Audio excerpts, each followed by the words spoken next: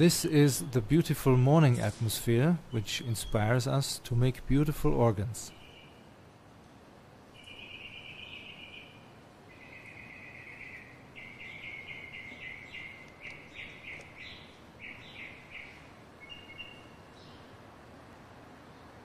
In 1996, members of the Claremont United Church of Christ made the final decision to replace the pipe organ which had been installed in the main sanctuary.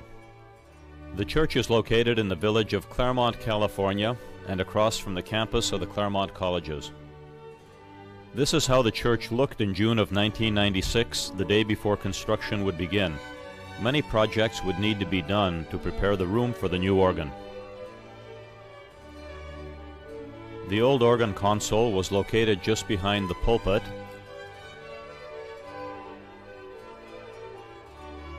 and the pipes were in the organ chamber behind the reredos. The room would be refurbished both by painting as well as acoustical treatment of the walls.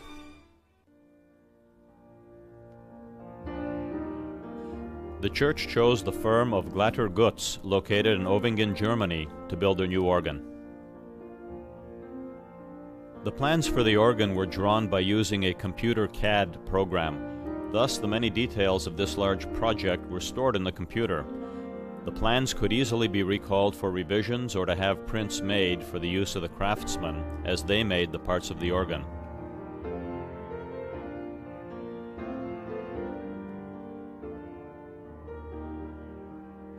The creation of the organ began with wood that had been seasoned over many months. Most of the wood you see is either oak or pine.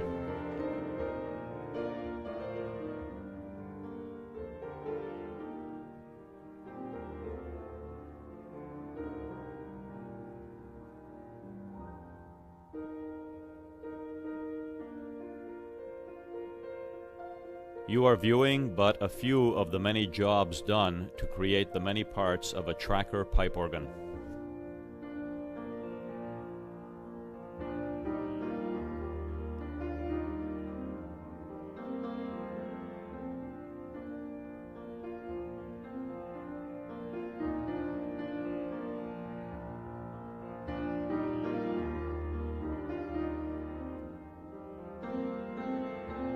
And even as the work progresses, plans are reviewed to ensure every detail has been covered.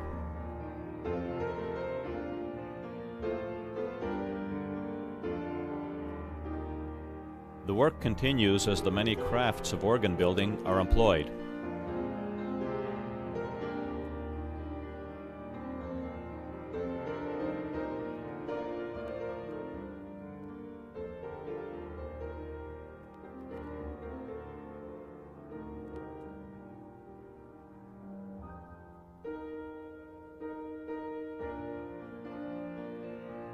Painting,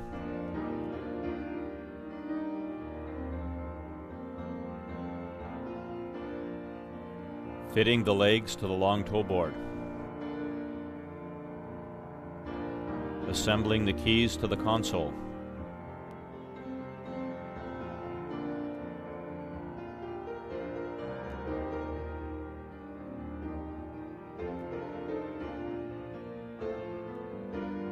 working on the trackers,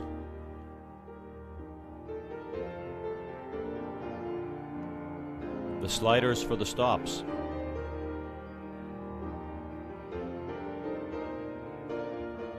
adjusting the coupler of the console's manual,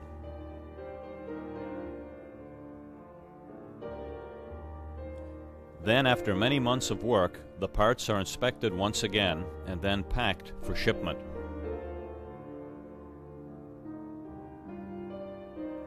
Then loaded into sea cargo containers.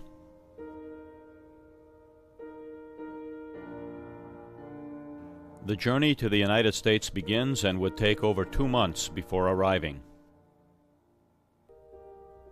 While the organ was being crafted in Germany, the home for the Glatter-Goetz Opus 2 was being prepared. Scaffolding was erected to facilitate the work on the walls and rafters. The altar was moved.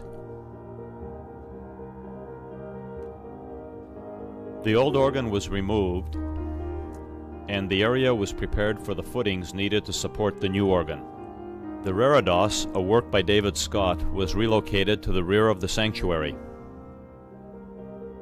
A new chancel floor to be poured. The rafters painted.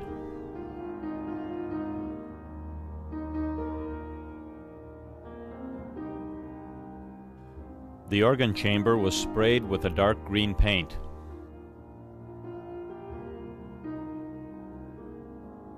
And lighting installed.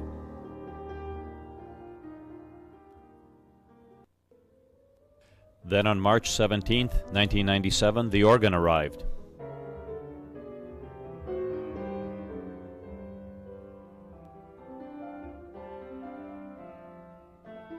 There were many hands to help move the pieces into the church.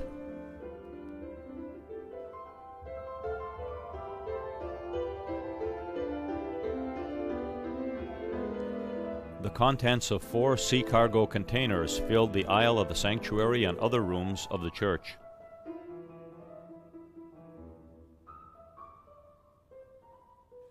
A representative from Glatter-Goetz, Heinz Kremnitzer, gave a presentation to members of the church about the organ and helped us understand what we would see happen in the days ahead. You have a lot of different voices in your organ.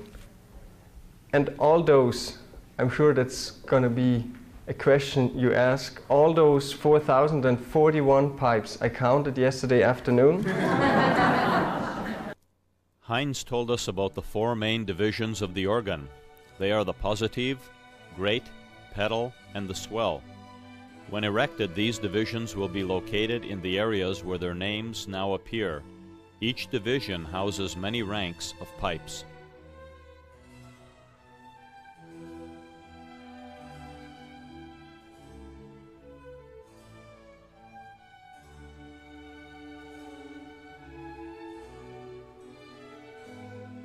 One thing was certain, there were thousands of parts that would be put together. Wood pipes, panels, steel beams, and wind chests were all about.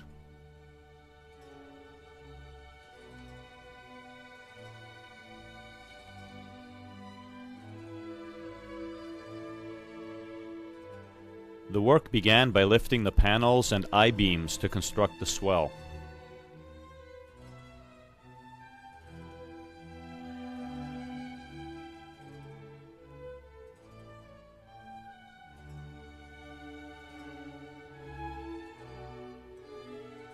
Steel beams are assembled to form the foundation for the swell box.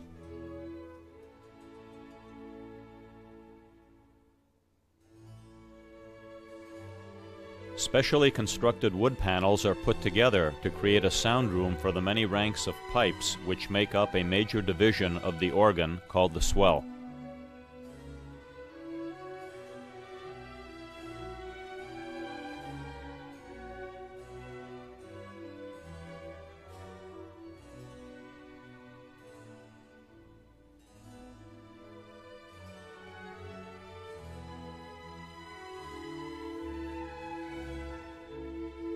Louvers are installed to regulate the amount of sound coming from the swell.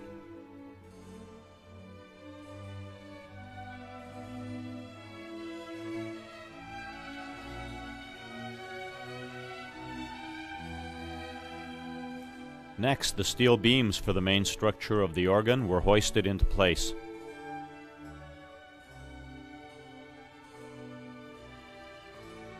Then bolted down.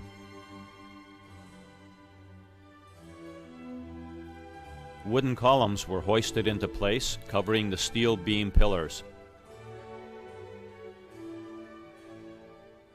The wind chest for the positive division of the organ has been installed, and now the sliders for the stops. The toe boards for the pipes were put into position and secured with metal screws.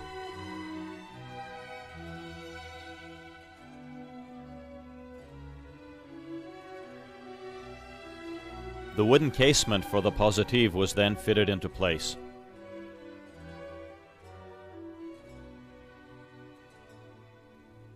A special Austrian glue was applied to the wood doweling.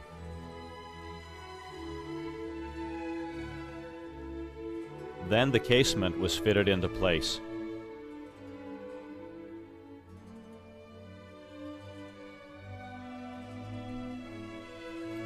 And soon the outlines of the positive division can be seen.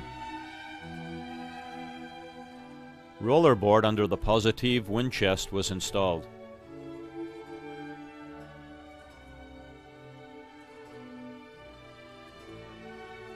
The steel beams that support the pedal division of the organ were put in place.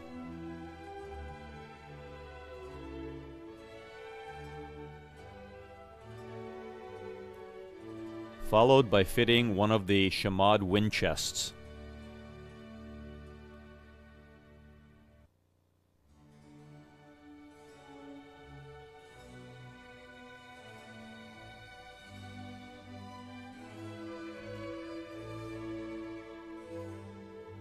The casement for the base of the pedal was next.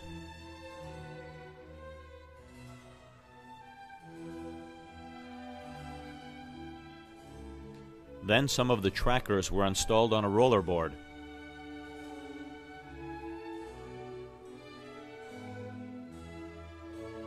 And the long trackers of the pedal.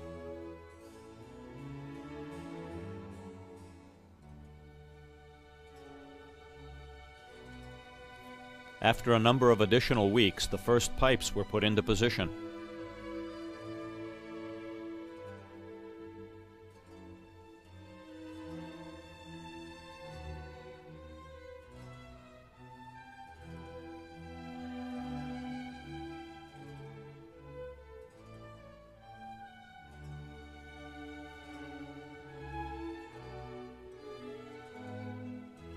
And the console was moved into place.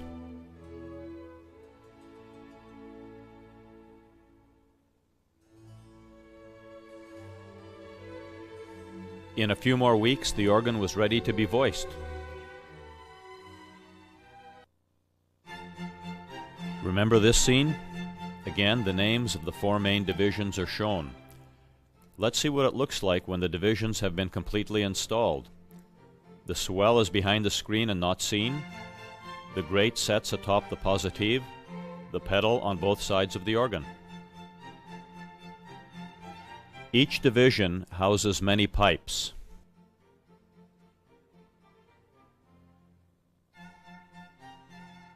The many voices of the swell.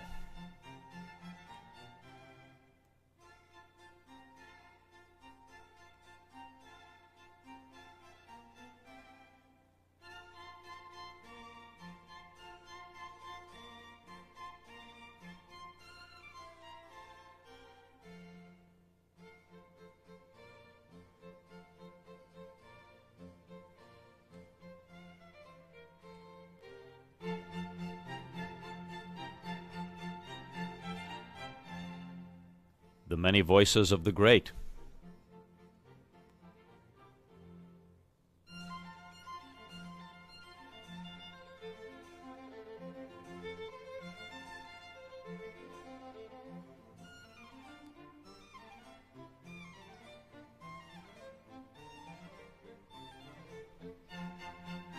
The many voices of the pedal.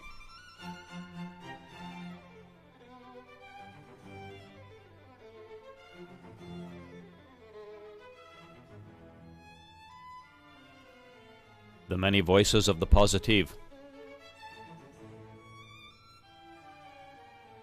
The many voices of the organ are powered by the winds of two bellows and a powerful blower.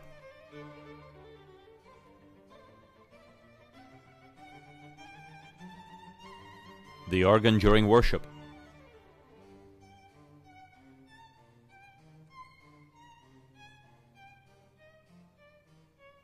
The organ in concert.